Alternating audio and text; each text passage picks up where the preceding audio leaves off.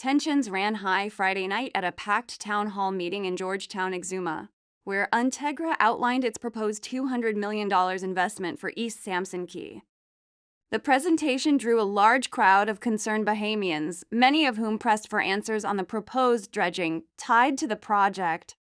Residents raised pointed questions about environmental risks, transparency, and the long-term impact on Exuma's fragile marine ecosystem. Organizers acknowledged the growing public pressure, and this is why public consultations were scheduled.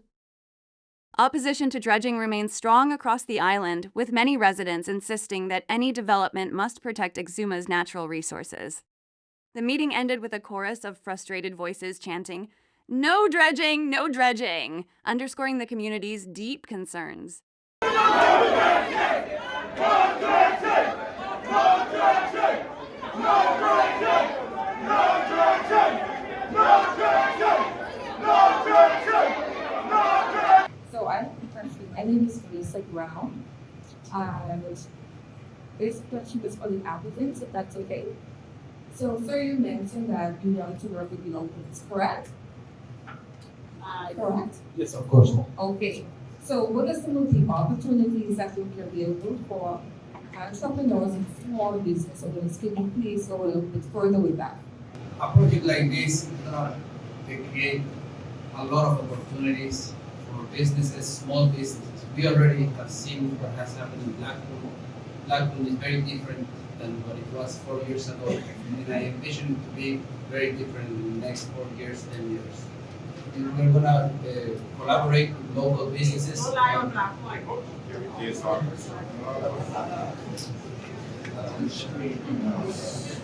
continue please.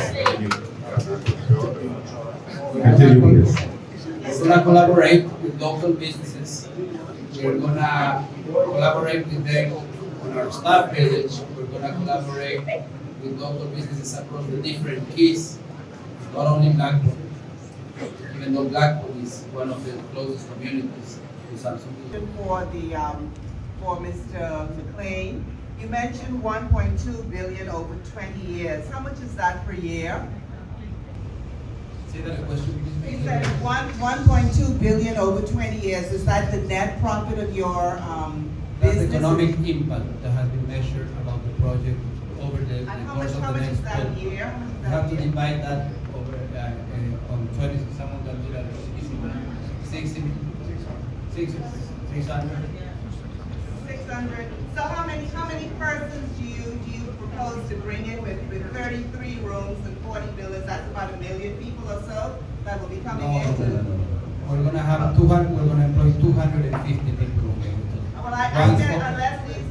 Thank you. I have a ton This- of questions to ask. This gentleman right here in the blue, you have a question? The questions I have to ask tonight is one, will you be offering attractions where we can participate, such as diving and fishing for your guests? Most of all of the excursions and the different attractions will be visited with locals and operated by locals. We all depend on that body of water that you want to dredge it. And we here to say, we don't want no dredging. We here to say, stop the dredging and find the next alternative route.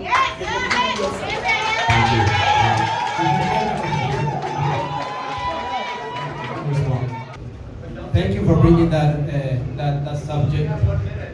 So, Rosewood Exuma, so that everyone knows, has one of the smallest dredging footprints of any major outline development, not by accident, by design.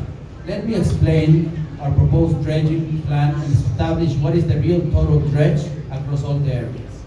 The total is 2.28 acres. As you can see, this number inclusive of the service dock, which represents only 1.26 acres. I want you guys to see this slide, which makes a very easy comparable about the different projects currently happening or that are well known by you guys here in the Exuma. Let's talk about Torch Key. 74 acres. We have Northern Key with 14 acres. We have Highborn Key with 5 acres. We have Over Yonder with 5 acres. Our neighbors, by the way. Bell Island, that also probably you guys have heard of, 4.7 acres. And Rosewood Exuma, only 2.20 Earlier that we're gonna get a minute, so I'd like to use the entire my minute to the best. What's your first and last name, sir? Sean Miller, Stanley P. Exuma, Stanley P. Adventures. Okay. I want to point out that high-end marinas already exist, and you pointed as well. What I want to know is, what are you going to deliver that is so definitively different than these already existing ones that's going to dramatically change the quality of life in Exuma? Followed by, with all the amenities and proposed things listed that you said just now that will exist on your proposed resort, what reason is there to encourage your potential guests to directly pump financial benefits into the existing communities around? Followed by the proposed 260, originally 390-foot breakwater. How do you think that will affect the very nearby healthy reef as well as turtle grass and seagrass and aquatic environment directly located in the path of that?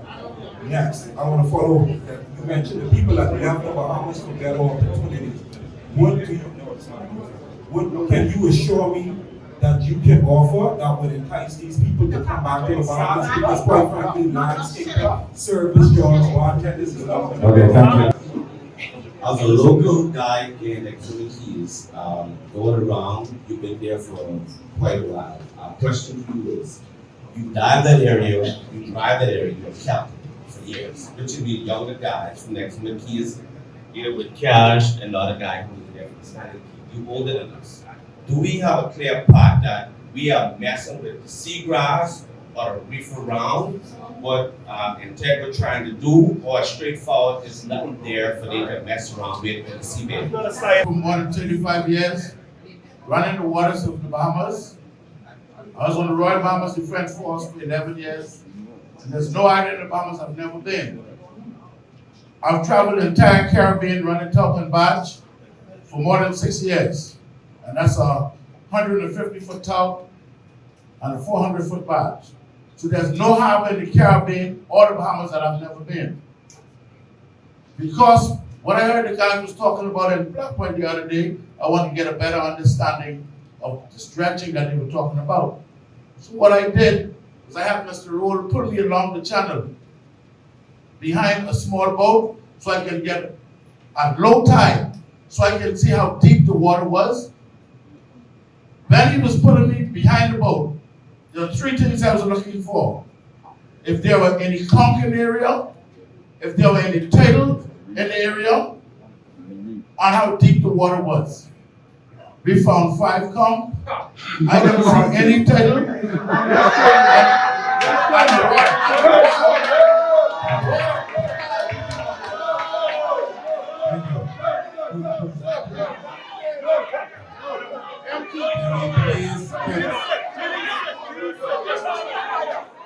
With respect, I am going to ask if we can answer more continue the meeting. If not, I'm going to have to get the police involved.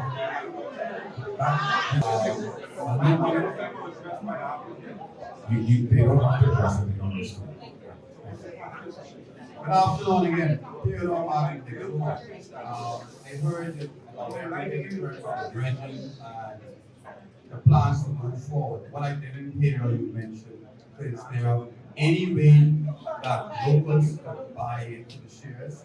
Or if not shares, if locals could buy in one, I think we should have an opportunity to buy into one. If not, we'll just keep the reason one. I might invest. So, that's not it. Question. There's indirect ways of have ownership in the project, which I would like to go into detail. Okay? The heart of the house, like Mr. McLean explained, is the area where there are a number of businesses established inside the key, inside the Rosewood Exuma property, which will not be operated by the developer or by Rosewood. They're independent businesses, okay, that will be serving the Rosewood property. Our goal, and we believe the community is better served by offering the opportunity for young people, for entrepreneurs, for small business owners to be part, and in a way, that is part ownership, because the business Can you please stop? I asked you that multiple times. The next time I'm gonna have to get the police involved. businesses that are going to be operated inside the heart of the house will be independently owned by Bahamians, not by the developer, not by law. Statement just now. What are the questions you want us to ask? Because it seems like the questions what the persons are asking, you saying that they don't have the answer to it.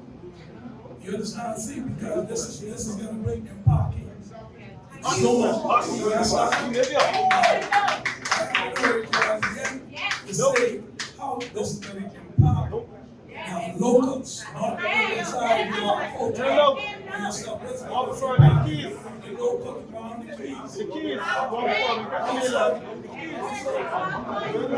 can you please allow me to finish? Also, I want to know, I saw him made a statement earlier in reference to the dredging, and he moved from dredging to land size. He started talking with different land size. He wasn't talking no more about the dredging part. You see, they still didn't answer that question. Thank you. Okay, and another thing, the weight, hold on, the base. The base, we need to know where this base is gonna be going. When, because there's gonna be a lot of base. Understood, so Wastewater treatment plant that we're planning for, it'll be an NBR treatment, membrane reactor, which is a high-tech process that blends both biological and membrane filtration. The idea behind that is we'll collect as much waste running through the plant, and then we'll store the treated effluent and reuse that for irrigation. So that's where we'll be limiting the amount of waste that goes to landfill. Thank you. The problem is not that Felipe development. The problem is dredging. That's the only problem. In the North Bay, common life, we take tourists there, snorkeling, doing that. That's a very, very, very important section in Exuma Cay.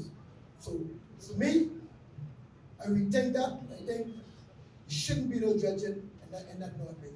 Period.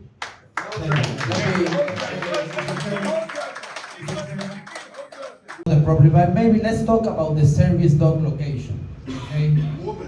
The service dock must be adjacent to the service area. Fuel waste management, generators, deliveries, and daily logistics cannot safely, realistically be separated from the dock or placed on steep or unstable terrain. They require flat, accessible land. So the real question is not why the dock is there. Mr. Kerry, I'm speaking to you. So the real question is not why the dock is there, but why the service area is there.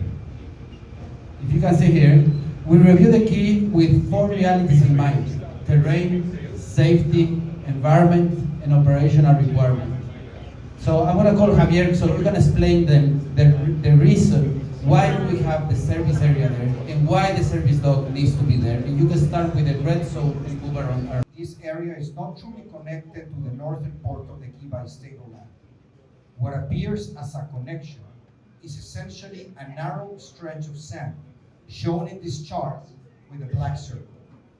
It is not solid ground, it is not stable terrain, and it is definitely not capable of supporting any type of infrastructure, utilities, or service traffic.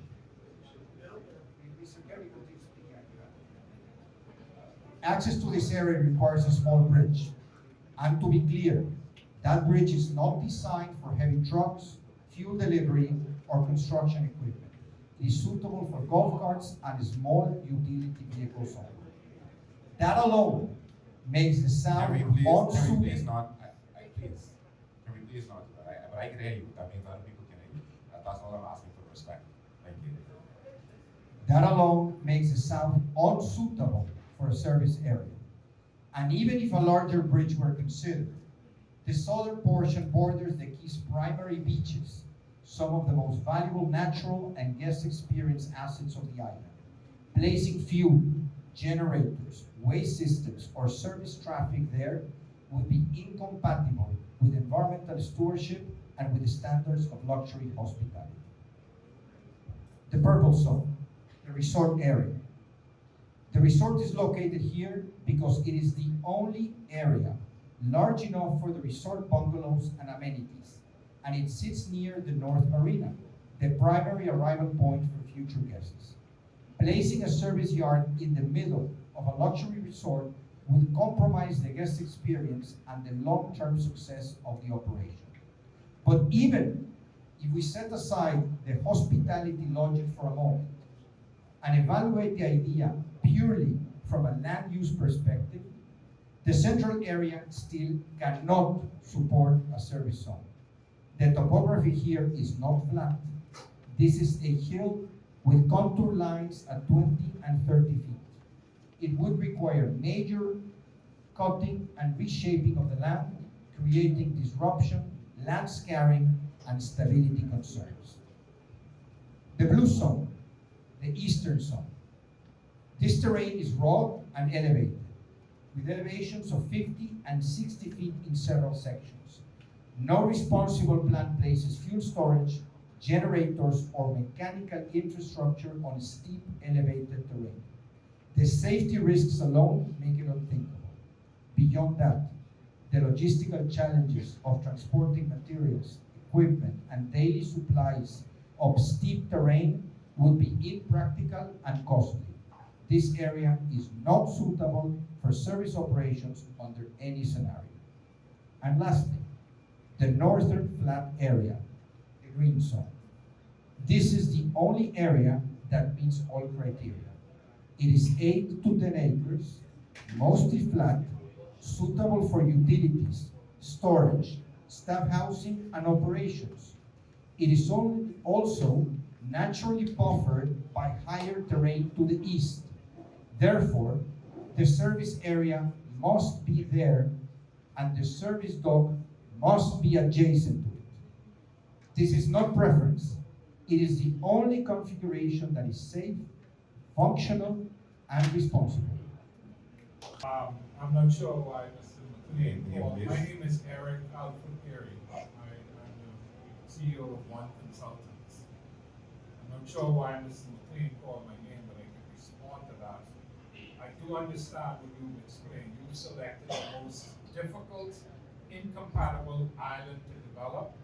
Now you have to depend on people like my good friend Kevin to try and find impossible solutions to destroy a pristine island to make your dream work. I sympathize with you. You put yourself in a difficult position because this development shouldn't be here for all the reasons you've identified. I wanted to get back to density. I just want to remind you, you have a name. I was only reading, he called my name. I didn't ask him to call me. I'm just responding to him. Now to my question, Mr. Chairman, but the acting director.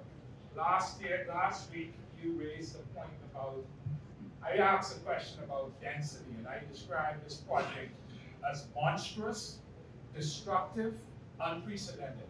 I don't care what Mr. McLean says about this being sustainable, low density. More than 100 buildings on the acreage he has described is extreme density. Madam Chair, Madam Acting Director, since you made that. Thank you. No, I have not finished my point. I actually started the time to get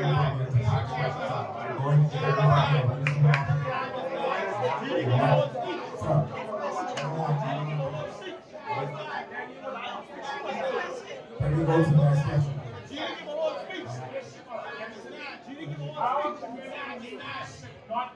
I just want the record to reflect that all of your concerns with this hospital are recorded. So I'm going to ask you to respect the process. Sir, so I'm asking you to respect people that respect people.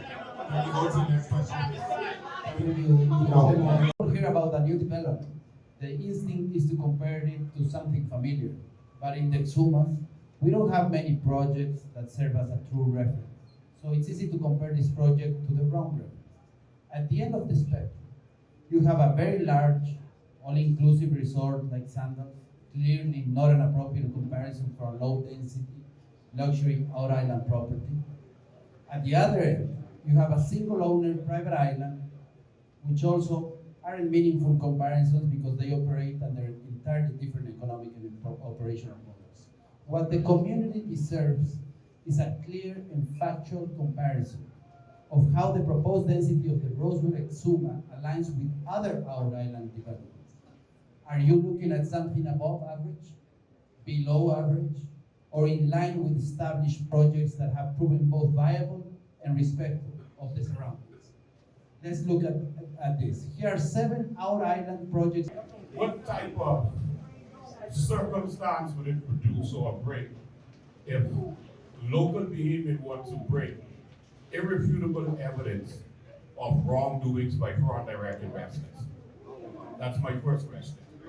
What circumstances or what impact would it have on town planning to make decisions if Bahamians could prove that there's multiple corruption and wrong business practice going on by foreign direct investments?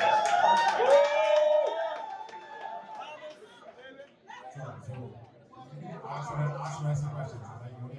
I'm gonna answer you. Ask me some questions. I was hoping you would answer before the question. No, because once I'm done, that's it. We go to the next question. My other question is, I'm not a seaman. I don't claim to be a seaman. All of us here enjoy the marine life throughout the Bahamas. I see that area every day. I work in that area, I see the area every day. And I'm not a seaman, but there's no way a boat in the draft that they need to send through that channel. All right, sorry, time is up. Thank you so much. For the benefit of everyone that wishes to speak, if there are continued outbursts, we're going to have to end this meeting early, which I wish not to do. So I'm asking, to answer your question, I just want it to be completely understood that we have a very small remit in terms of what we have an overview on. Where there's foreign direct investment, that person or that development has to go through the Bahamas Investment Authority. They have to get the relevant approvals. If there's anything illegal, whether it's from a foreign direct investor or whether it's from a Bahamian, that comes to our attention, we report it to the authorities and allow the authorities to do it. Because that is not within our remit. With her. Some describe this area as calm enough for swimmers, snorkels, and paddlers, while others describe it as routinely unsafe due to extreme swells and currents. Both descriptions cannot be true at the same time. So let's anchor this discussion with measured data. This area should be described for what really is, a waterway, a navigable marine corridor used for controlled vessel traffic. As you can see from the slide, the service dock has 2 navigable access routes, one through over yonder cut, and the second one through the west. The bathymetric surveys show natural depth in key access zones and the proposed entrance channel in the range of approximately 7 to 12 feet in the mid-lower low water, including 10 feet within the entrance footprint, which is roughly 120 to 150 feet of the shoreline. This is not a passage invented from nothing. It is an existing corridor or waterway which will be enhanced with minimum targeted dredging and a jetty breakwater to further reduce exposure and improve predictability. I would like to show you also a short video of the BB-cat barge accessing the North Channel, all the way to the point to the access to where our service dock will be located, and where the dredging will approximately begin to provide access to the dock. Let me North Bay is not off limits to progress. With responsible engineering and control operations, it can serve as a safe, limited traffic gateway to service logistics without unnecessary alternatives that will cause greater disruption. During our process, we have done numerous navigability assessments with local captains. As you can see from these pictures, with Captain Gregory Allen that is here with us today, Dwight Rowe that is here with us, Gerald Rowe, he's again, and Thurgus Black. All of them have held certified license of between 200 and 500 tons. In addition, Captain Linton Ritchie from Salt Petroleum Bahamas Limited, a Bahamian captain and master mariner of international standards. Captain Ritchie has over 30 years of experience doing fuel delivery in the Bahamas and in the Exuma. He wanted to be here today, but was unable to attend due to previous engagement. Captain Ritchie has confirmed he would have no issues, absolutely no issues, delivering fuel and accessing our proposed service dock as presented to all of you here today. The president of Exuma, I live about 3 miles from here, and the proprietor of Turtle Grass. I handed out a flyer. First of all, that's 10 acres of dredging, not one, as he explained earlier. You can get out Google Maps, maybe you can use it better than their engineers, but they are completely inaccurate with their numbers. There's been no study of the dredging of the bay. So I handed out pictures with people standing in there. There's hundreds of conch in that bay. It's a combination of Jolly Hall and just one of those beautiful bays in Exuma, and they want to destroy it. I have a lot more criticism. Something that we pull out from the Save Exuma Alliance website, where they claim that we're going to dredge the passage here, here, here, here, here. That's all a lie. The permit and the CEC allows only dredging here, just to the access of here. And this is from the Save Exuma Alliance website. They mislead the people all the time, and they make them believe that we're dredging all of this, creating this smear campaign to us, which is a complete lie. Very much so. Work permits during construction and during the management forum, work is permit after the resorts open. That's a great question. We made 3 separate proposals in good faith to reduce any potential or perceived impact and address the concerns of our neighbors. The slide shows you the 3 different proposals and their locations. The first proposal to our neighbor was in a location that was closer to the neighbor. It had the smallest dredging and breakwater footprint, environmentally efficient and operationally straightforward. The neighbor raised concerns about proximity. We listened. We then moved the dock to approximately 1,200 feet away from the neighbor, about 140% farther from the property line than before. This was a major redesign with major cost implications. It also required a larger seawall for protection due to more open ocean exposure. The neighbor was not satisfied again. We listened. Proposal number 3. This brought us to our third proposal, the one presented tonight, which includes a reduced dock, a reduced breakwater, a reduced dredging footprint, and the dock remains at the farther location established in proposal number 2. This is the most refined, most environmentally sensitive, and most community responsive version we have proposed. Across all 3, our intent has been consistent to listen our neighbor, adapt in the community, adapt and seek balance. While we respect different viewpoints, the community deserves to know we made multiple serious efforts to accommodate concerns and improve the plan, even at a significant cost to our development.